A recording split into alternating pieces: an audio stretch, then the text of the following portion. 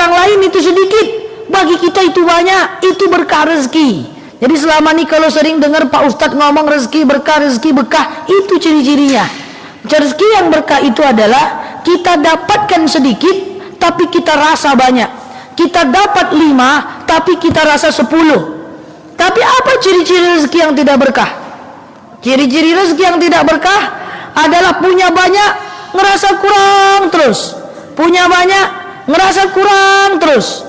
Ya, bahkan ada orang yang cerita-ceritanya itu kalau lagi kurang, pas rezeki banyak dia diam-diam, pas sikit dia ngeluh terus. Sekarang susah, coronanya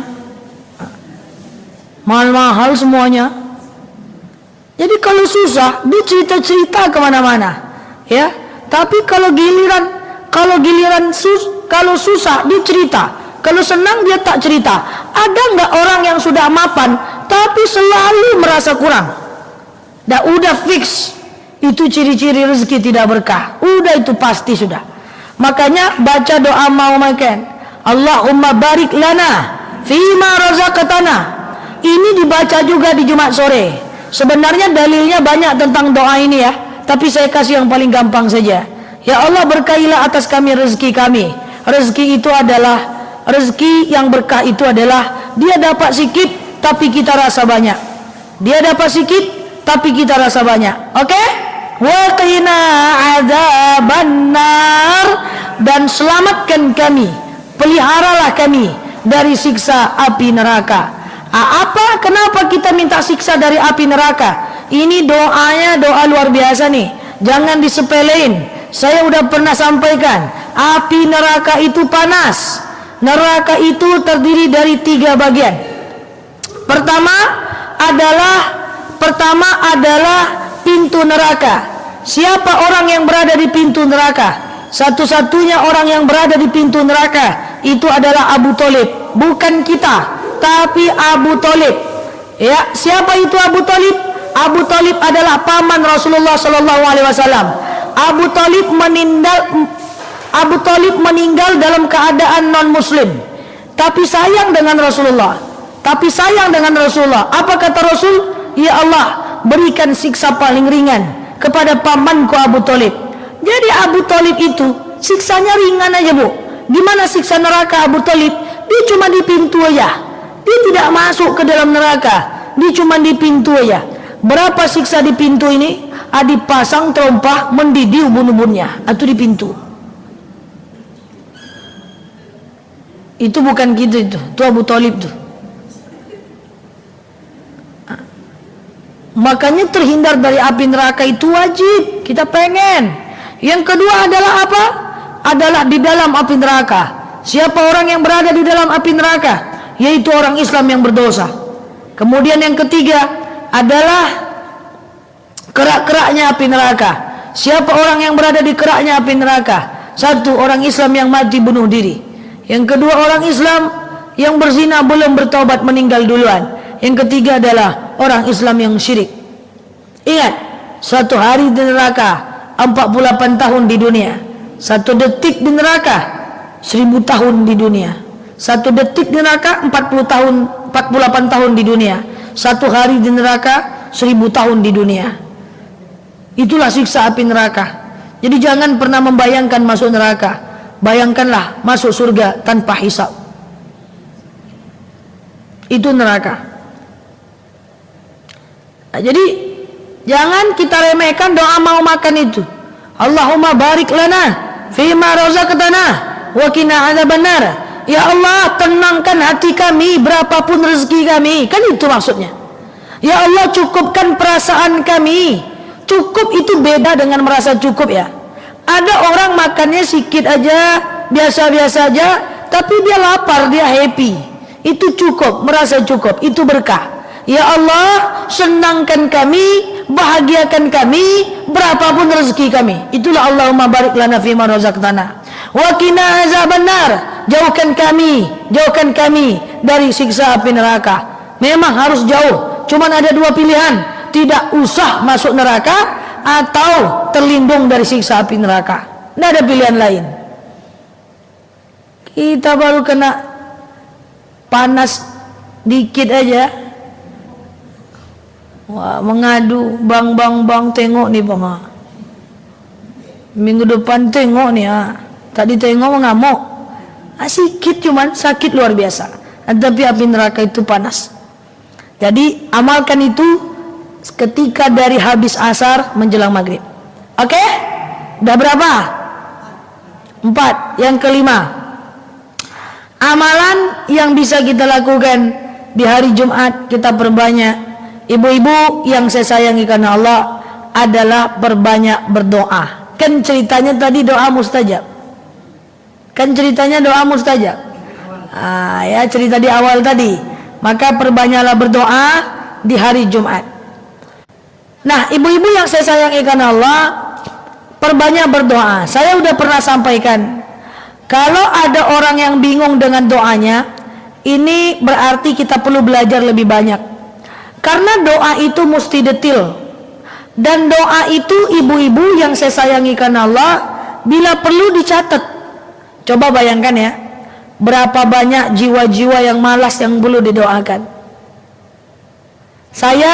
Ibu boleh contoh, boleh diikuti, boleh tidak, tapi ibu bagi aja nanti ya. Pertama, biasanya yang didoakan itu adalah ibadah kita.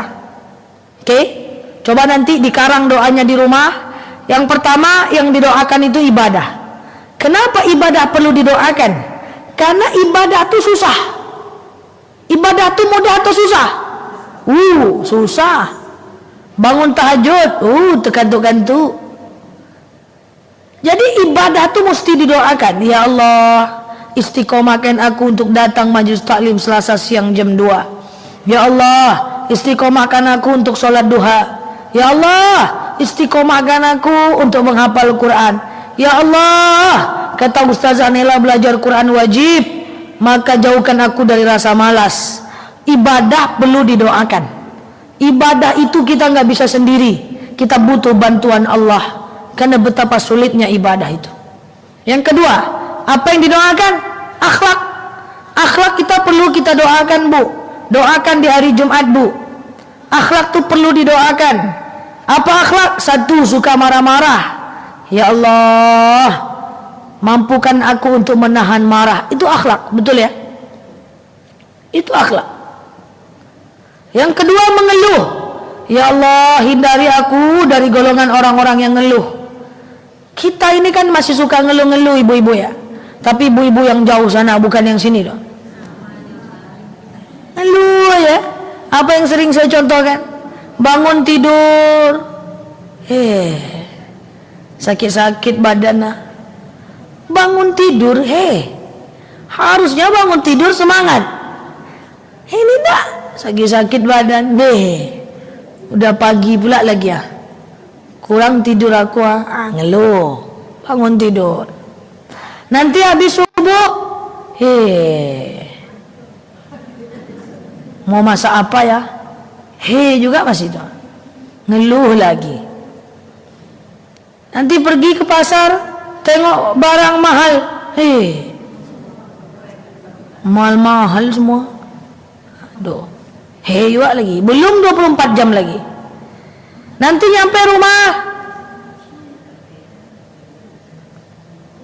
habis dari pasar nengok cucian, banyak betul cucian tidak selesai. Setelah nyuci, mau jemur pakaian, panas betul. Oke lah tak panas, mendung, mendung. Cemana mau kering? Oke lah tak mendung, gerimis panas. Ini berdengkang kepala nih kalau kayak gini. Oke lah tak gerimis panas, hujan lebat. Lebat. Salah aja semua. Bagi orang yang suka mengeluh, semua akan selalu jelek. Semua dia akan keluhkan. Setelah dia jemur pakaian, dia baring-baring di rumah. Terdengar suara azan, cepat betul azan. Azan pun bayangkan tuh. Akhlak tuh perlu didoakan. Ya Allah, saya nggak pengen jadi orang suka marah-marah. Tuh doakan itu. Yang kedua, saya nggak pengen jadi orang yang suka ngeluh. Doakan itu. Yang ketiga, ya Allah, saya nggak pengen jadi orang yang suka risau. Kalau bahasa anak muda overthinking, belum terjadi udah mikir yang jelek, itu akhlak. Doakan itu akhlak. Yang belum terjadi, jangan difikirkan. Rencanakan, kerjakan, jangan banyak dipikir. Kan saya udah cerita, ada jemaah yang ngeluh, Ustazah, iya, saya ini pusing Ustazah. Kenapa pusing? Bulan depan saya harus bayar kontrakan. Oke. Apa lagi? Bulan depan kayaknya suami saya di PHK, habis masa kontraknya. Bulan depan anak saya juga mau masuk kuliah. Pusing saya Ustazah. Dia di depan saya. Saya biasanya tanyanya si biasa aja. Ibu, jadi masalah ibu sekarang apa? Yaitu Ustazah, bulan depan anak saya bayar SPP. Bulan depan kayaknya suami saya di PHK. Bulan depan belum bayar kontrakan. Saya bilang, iya, jadi sekarang masalah ibu apa?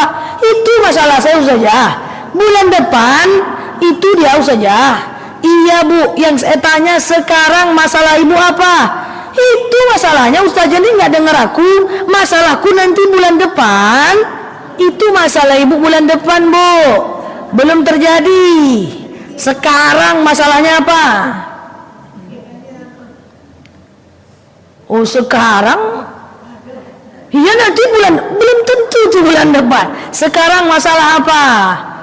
Buka dompet sekarang. Ustazah kok buka dompet? Buka dompet sekarang. Buka. Ada uang? Ada uang. Pejam mata, coba napas. Bisa Ustazah. Sekarang masalah ibu apa? Sekarang tidak ada Ustazah. Karena sebenarnya kita ini tidak ada masalah hidup kita nih. Sekarang ibu ada masalah apa? Enggak ada Bu. Coba tanya dalam hati. Sekarang ada masalah apa? Sekarang nggak ada masalah. Masalah kita itu adalah memikirkan yang belum terjadi, yang belum tentu terjadi. Belum tentu masalah, betul? Mau bayar SPP, cari rezekinya, jangan dipikir tuh uang juga nggak bakal jatuh dari langit. Suami PHK, siapkan pekerjaan dari sekarang. Mulai lamar, jangan dipikir, kerjakan. Jadi eksekutor bukan pemikir. Rupanya saya diamin ini ibu ini. Bulan kedua, dia udah nggak datang lagi, udah pelangak-pelangok aja. Saya tegur, Bu, hilang-hilang aja. Gimana masalah bulan depan?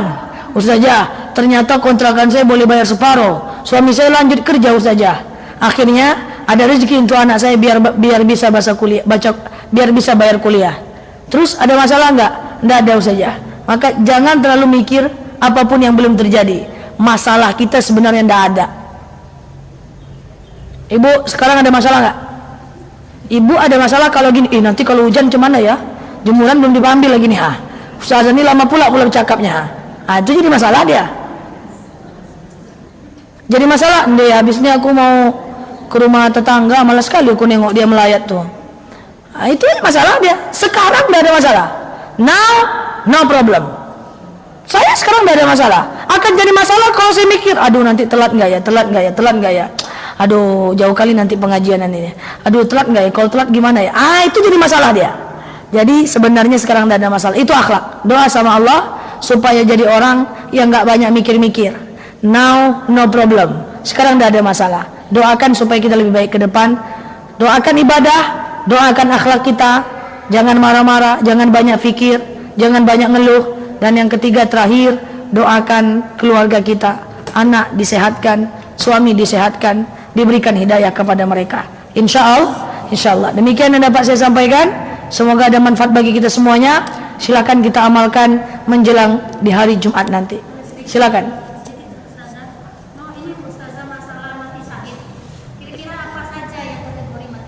Mati syahid itu adalah mati yang disamakan frekuensinya dengan mati dalam jihad fisabilillah. Sekarang kan orang tidak berjihad lagi di jalan Allah, orang tidak berperang, maka disamakan dengan mati dalam majelis ilmu, meninggal saat baca Quran, meninggal saat sholat, meninggal saat ibadah. Pokoknya semua ibadah itu mati syahid.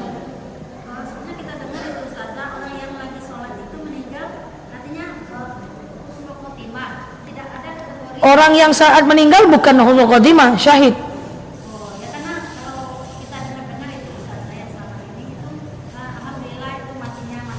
Ya, harusnya matinya mati syahid. Mati baik sih, cuman dia udah mati syahid itu.